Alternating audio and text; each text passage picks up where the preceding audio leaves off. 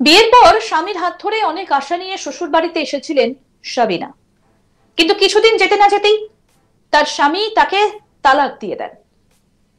কিন্তু তারপর স্বামীর মাথা ঠান্ডা হলে তাকে আবার তার কাছে আসতে বলে। কিন্তু শরিয়াতি যে নিয়ম রয়েছে অর্থাৎ নিকাহ হালালা, সেই নিয়ম পেরিয়েই তাকে আবার ফিরতে হবে স্বামীর কাছে। তাহলে উপায়? শ্বশুরকে বিয়ে করতে বাধ্য হয় সাবিনা, এবং তারপর শরিয়াতি নিয়ম অনুসারে এবং তাকে ওই শ্বশুরের সঙ্গে রাতও কাটাতে হয়। তারপর স্বামীর কাছে নিকাহ হালালার পর আবার ফিরে আসেন সাবিনা। তারপর কি ভাবছেন যে সুখে সংসার করছে সাবিনা? মোটেও কিন্তু তেমনটা হচ্ছে না। এক্ষেত্রে বারে বারে সাবিনাকে দিতে হচ্ছে নানা পরীক্ষা, যাকে আমরা সোজা কথায় বলে থাকি অগ্নি পরীক্ষা। এক্ষেত্রে নিকাহ হালালা, সেই সমস্ত নিয়ম মেনে আবার তাকে আসতে হবে স্বামীর কাছে। এক্ষেত্রেও স্বামী তাকে তালাক দিয়ে দেয়, কিন্তু স্বামীর ভালোবাসা ফিরে পেতে হলে তাকে আবার আসতে হবে নিকাহ হালালার মধ্যে দিয়ে, এবং এক্ষেত্রে তাকে তার দেওরকে বিয়ে করতে হয় এবং সে নিকাহ হালালার নিয়ম অনুসারে তার সঙ্গে রাতও কাটাতে হয়। তারপর আবার ফিরে আসেন স্বামীর কাছে। কেন এতগুলো কথা বললাম জানেন?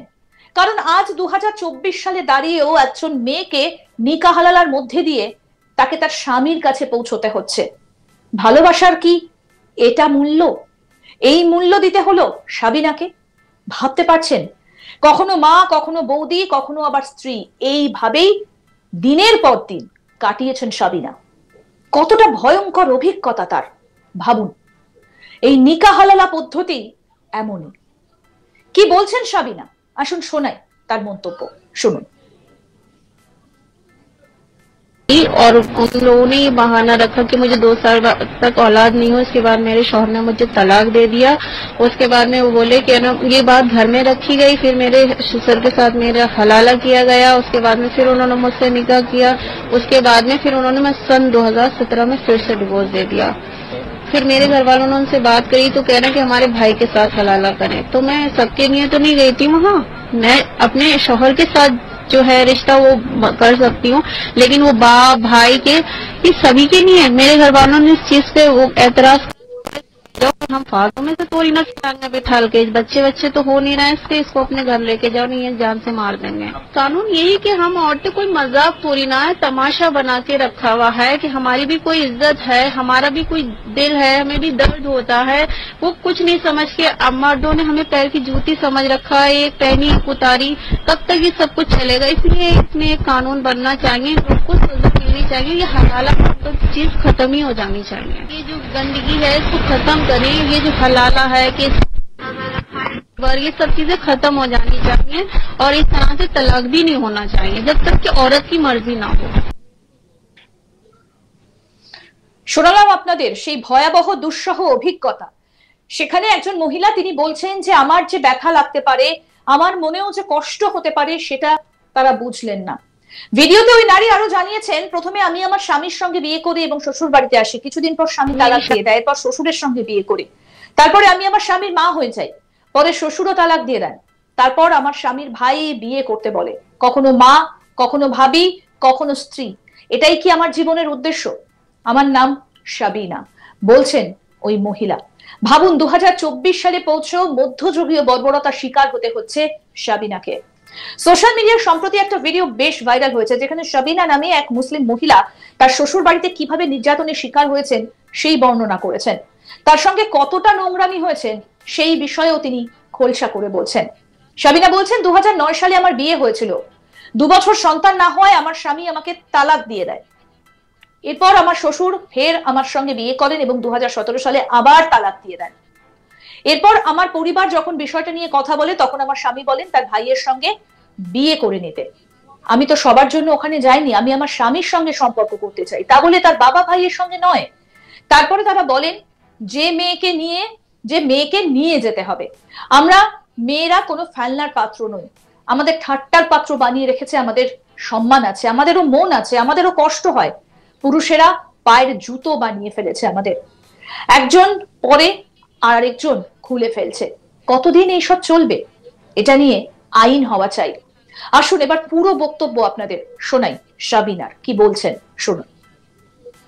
शादी सन 2009 में हुई थी और उन लोगों ने ये बहाना रखा कि मुझे 2 साल तक औलाद नहीं हो। उसके बाद मेरे शौहर ने मुझे तलाक दे दिया। उसके बाद में वो बोले कि ना ये बात घर में रखी गई। फिर मेरे ससुर के साथ मेरा हलाला किया गया। उसके बाद में फिर उन्होंने मुझसे निकाह किया। उसके बाद में फिर उन्होंने मैं सन 2017 में फिर से डिवोर्स दे दिया। फिर मेरे घर वालों ने उनसे बात करी तो कह रहे कि हमारे भाई के साथ हलाला करें। तो मैं सबके लिए तो नहीं गई थी वहाँ, मैं अपने शौहर के साथ जो है रिश्ता वो कर सकती हूँ, लेकिन वो बाप भाई के ये सभी के नहीं है। मेरे घर वालों ने इस चीज पे वो एतराज करा तो बोले इसे ले जाओ कि हम फालतू में से थोड़ी ना खिलाएंगे बिठाल के, बच्चे तो हो नहीं रहे इसके, इसको अपने घर लेके जाओ नहीं है जान से मार देंगे। कानून यही कि हम औरतें कोई मजाक थोड़ी ना है, तमाशा बना के रखा हुआ है कि हमारी भी कोई इज्जत है, हमारा भी कोई दिल है, हमें भी दर्द होता है। वो कुछ नहीं समझ के मर्दों ने हमें पैर की जूती समझ रखा है, एक पहनी एक उतारी, कब तक ये सब कुछ चलेगा। इसलिए इसमें एक कानून बनना चाहिए, कुछ सजा मिलनी चाहिए, ये हलाला तो चीज खत्म ही हो जानी चाहिए। ये जो गंदगी है इसको खत्म करें, ये जो हलाला है कि ये सब चीजें खत्म हो जानी चाहिए और इस तरह से तलाक भी नहीं होना चाहिए जब तक कि औरत की मर्जी ना हो। কি ভয়াবহ মন্তব্য একবার ভাবুন। সাবিনা নামে ওই মুসলিম মহিলা বলছেন যে তার সঙ্গে তার শ্বশুর বাড়ির লোকজন কতটা নোংরামি করেছে। এই ভিডিওটা দেখে নেটিজেনরা নানা সমালোচনায় ভরিয়ে দিয়েছেন যে আজকে 2024 সালে পৌঁছেও একজন মুসলিম মহিলাকে নিকাহ হালালার মধ্যে দিয়ে যেতে হয়েছে। তার সন্তান হয়নি 2 বছর, তাই তার স্বামী তাকে তালাক দিয়ে দেয়। কিন্তু আবার তাকে স্বামীর কাছে ফিরে আসার কথাও জানানো হয়। তখন বলা হয় যে তাকে নিকাহ হালালা করতে হবে এবং এজন্য তাকে শ্বশুরকে বিয়ে করতে হয়, শ্বশুরের সঙ্গে রাত কাটাতে বাধ্য হয় ওই মহিলা। তারপর আবার স্বামীর কাছে ফিরে আসেন, কিন্তু তারপর আবার তালাক। কিন্তু তাকে সেই নিকাহ হালালার মধ্যে দিয়ে যেতে হবে স্বামীর কাছে আবার ফিরতে হলে, এবং সেই কারণে দেওরকে বিয়ে করতে বাধ্য হয়। নিকাহ হালালার মধ্যে দিয়ে তাকে আবার স্বামীর কাছে ফিরে আসতে হয়। ভাবুন কতটা দুঃসহ সময় কেটেছে তার। এবং তিনি বলছেন যে আজকে 2024 সালে পৌঁছেও একজন মহিলাকে যে এই অবর্ণনীয় অত্যাচারের মধ্যে দিয়ে যেতে হবে, তারও যে একটা মন আছে, তারও যে কষ্ট হয়, সে কথা কেউই ভাবেন না। তিনি বলছেন যে আজকের দিনেও মেয়েদেরকে জুতোর মতো ব্যবহার করা হয়, একজন পরেন আরেকজন খুলে ফেলেন। আমি তো সবার সঙ্গে থাকার জন্য আসিনি, আমি আমার স্বামীকে ভালোবেসে তার সঙ্গে বিয়ে করে থাকতে এসেছিলাম।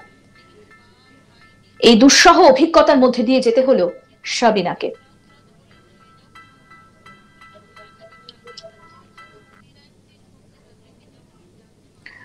আরো আপডেট পেতে দেখতে থাকুন আজ তাক বাংলা, সাবস্ক্রাইব করুন, নোটিফিকেশন পেতে বেল বাটন অপশন প্রেস করুন। এই ভিডিও সম্পর্কে আপনাদের মতামত জানান, কমেন্ট করুন, শেয়ার করুন, হোয়াটসঅ্যাপে ফলো করুন আজ তাক বাংলা।